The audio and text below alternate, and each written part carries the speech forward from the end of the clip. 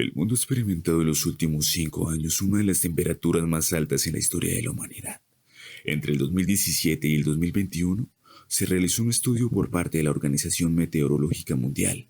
De acuerdo con el informe, es cada vez más probable que las temperaturas superen temporalmente el umbral de 1,5 grados centígrados por encima de los niveles preindustriales en los próximos 5 años.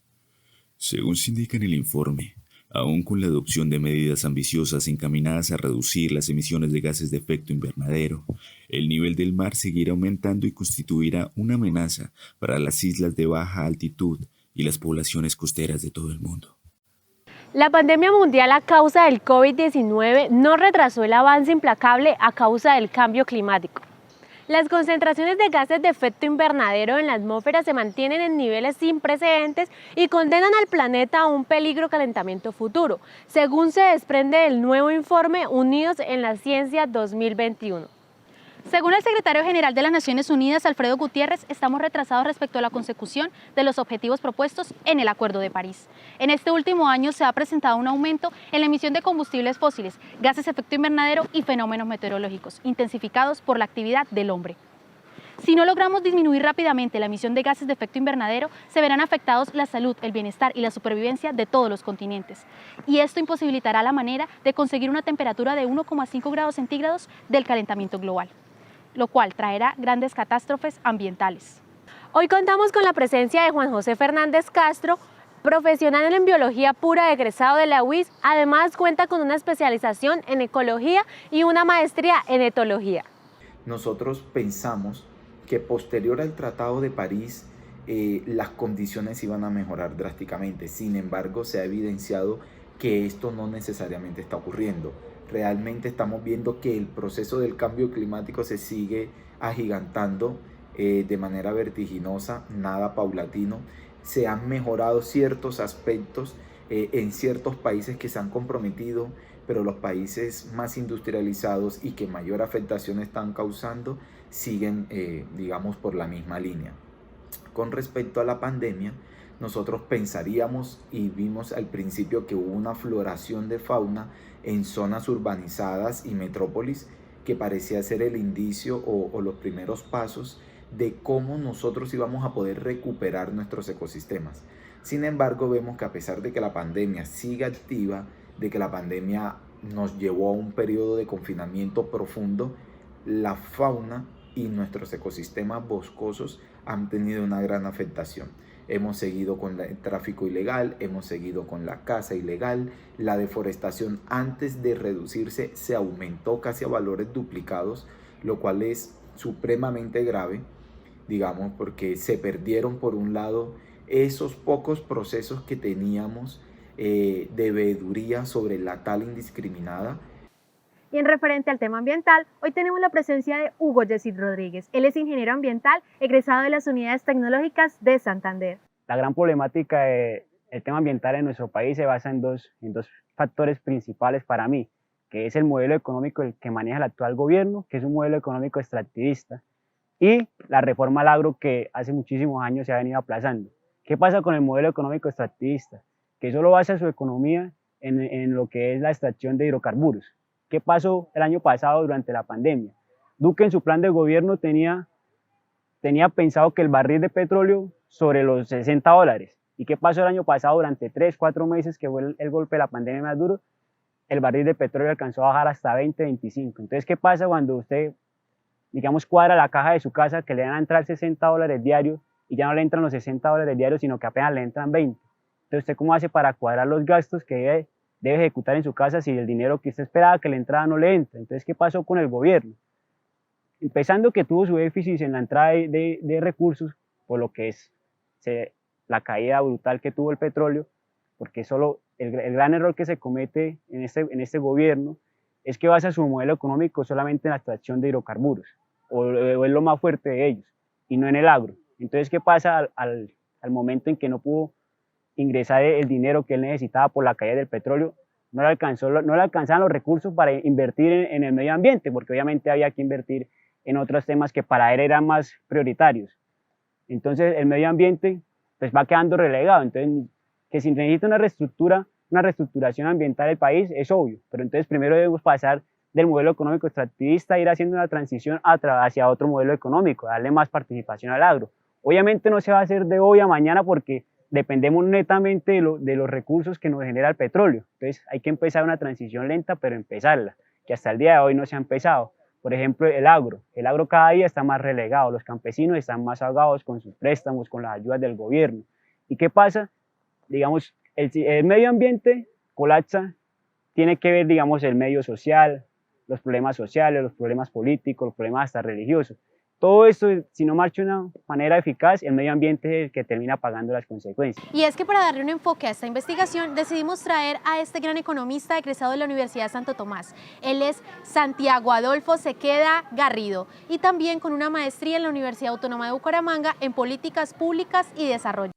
Bueno, aquí hay que entender que siempre que se hablan de estos pactos, el Acuerdo de París, el Tratado de Kioto, los acuerdos de paz, todas estas intenciones, por ejemplo, los Objetivos de Desarrollo Sostenible, que son los ODS, pues hay que entender que ya esto no es solo una responsabilidad del Estado, sino que hay una triada, que es el Estado, la empresa privada y la social. Es decir, como en la pirinola, todos ponen, ¿sí?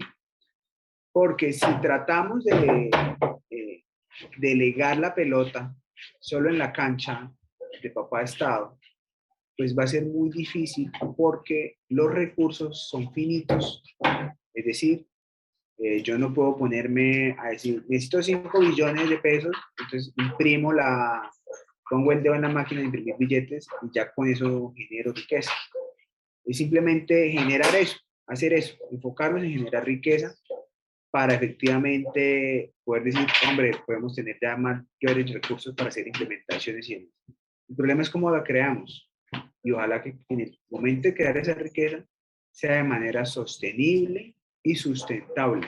Esos dos términos, pónganlo que tienen atención, porque la intención es, hombre, vamos a hacer crecer la economía, vamos a generar esos recursos para mitigar el cambio climático, que obviamente somos completamente dependientes de lo que pasa a nuestro alrededor, con el fin de hacer esas reformas y esos cambios estructurales.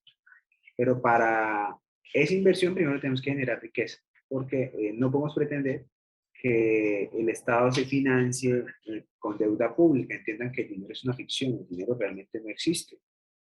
El dinero es una construcción social que nosotros tenemos para tratar de comunicarnos y manejar un mismo lenguaje. Pero ¿qué es lo que pasa cuando esa ficción no tiene confianza? ¿Qué es lo que pasa con Venezuela? Pues es un dinero que no tiene validez, que no tiene sustento, porque es un dinero fiduciario, es decir, basado en la confianza, más no es un dinero que está depositado como antes en oro o en reservas.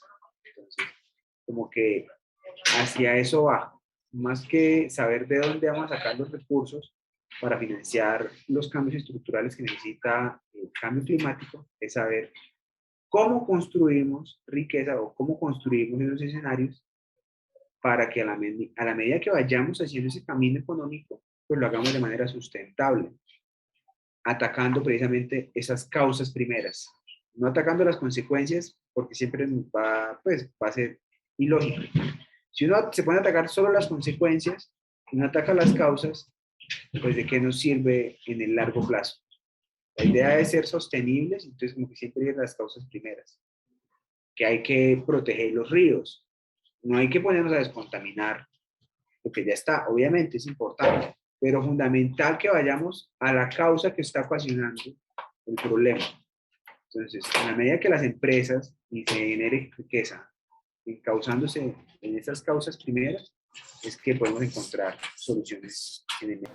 El día de hoy contamos con la presencia de Luis Ferley Sierra, profesional en Asistencia Corporación para la Investigación, docente en las Unidades Tecnológicas de Santander y actualmente pertenece a la Asamblea Departamental de Santander. Los partidos políticos aquí en Colombia básicamente se benefician de que se invierta en proyectos de los cuales ellos pueden sacar lo que llamamos comúnmente la coima. Es decir, la política aquí a grosso modo funciona de esa forma en la gran mayoría de obra pública. Los concejales, diputados o congresistas eso que llaman ellos la gestión ante el ejecutor del gasto, llámese alcalde, gobernador o presidente. Se trata de ir a llevar proyectos, a decir, miren, se necesita esta problemática en tal comunidad, aquí les tengo el contratista, mire, tanto para usted, tanto para el otro, tanto para esto, y así básicamente se reparten la torta. A ellos no les importa si el proyecto tiene buenos o malos fines, si es para fines ambientales o si es para fines de obra vial o lo que sea. Ruta del Sol, por ejemplo, obra vial, se robaron un montón de plata en eso. Nada más el contrato de centros poblados, que era para algo muy bueno, como es, por ejemplo, el caso de llevar conectividad a los niños de las escuelas. Pero también uno de los casos frecuentes de corrupción es cuando se invierte en reforestación, porque dicen usualmente los gobiernos, sembramos 100.000 árboles. Y cuando ustedes preguntan, bueno, pero ¿dónde los sembraron? Porque uno no los ve por ningún lado. Resulta que no siembran toda esa cantidad de plata y pues ahí se roban una cantidad de recursos. Entonces no es per se que hayan partidos que se beneficien de que no se invierta en proyectos ambientales, sino que realmente los partidos se benefician es de la contratación y de lo que le puedan sacar la torta. Que finalmente eso lo que termina es repercutiendo en que pues cada vez queda menos dinero para invertir en lo que realmente se necesita, y entre esos pues el cuidado ambiental, que es algo pues de agenda mundial en primera línea en estos momentos. Tengo conocimiento porque pues yo no soy congresista, no estoy, digamos, actualizado respecto a qué ha hecho realmente el gobierno nacional en temas ambientales. Lo que uno ve y lo que uno percibe en su día a día, por lo menos recursos que llegan de la nación a orden departamental, que es donde yo me encuentro, es la verdad es paupérrimo, o sea, es el mínimo, es casi que nulo. Y también para agricultura, que es una de las principales críticas que yo he hecho a la actual administración departamental, respecto a que la inversión en cuidado ambiental es lo mínimo exigido por la ley, o sea, no ponen ni un peso más, y esa pues es la realidad. Que conozca proyectos nacionales, pues no tengo conocimiento, lo más que dicen ellos es para temas de reforestación, para temas de reforzamiento o adquisición de predios, que llaman adquisición de predios, para protección ambiental, llámese para nacimientos de agua que garanticen el suministro continuo, ¿sí? Eso es lo que uno percibe, es como aproximadamente el 1% del presupuesto. Pero pues, ¿qué es? Si realmente se invierta, pues ahí hay unos pedazos que quedan por el camino.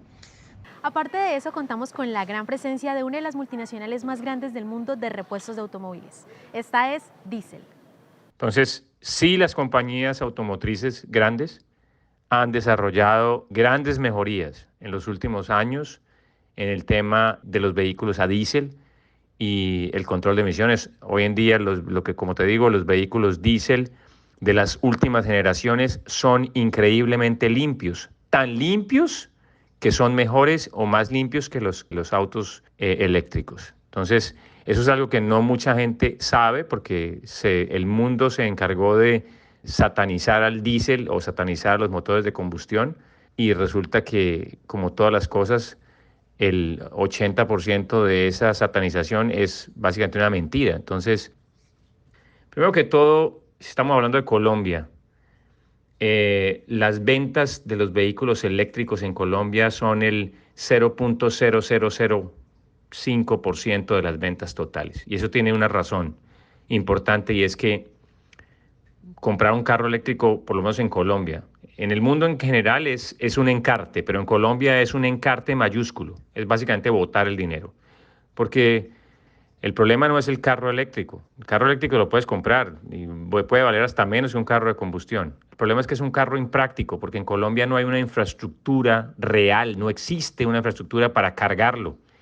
Básicamente, o tú tienes un cargador en tu casa o en tu oficina y no andas mucho el carro para que no se te descargue, para que realmente te pueda durar de la casa a la oficina o de la oficina a la casa todo el día, o si no, básicamente tienes un problema grave, porque no hay gasolineras eléctricas en Colombia, ni las va a haber durante los próximos 70 años, porque es una infraestructura que vale mucho dinero. Es más, y si hicieran la infraestructura eléctrica en los próximos 30 años, por decir algo, que hubiera un milagro y la hicieran, no hay manera de que la electricidad que hoy en día produce Colombia como país, no hay manera de que haya electricidad para cargarle al sistema eléctrico que existe hoy, a la red eléctrica, los 5 millones de carros que hay en Colombia hoy. Eso no existe, eso es una falacia, eso es una utopía, eso no existe, ¿sí?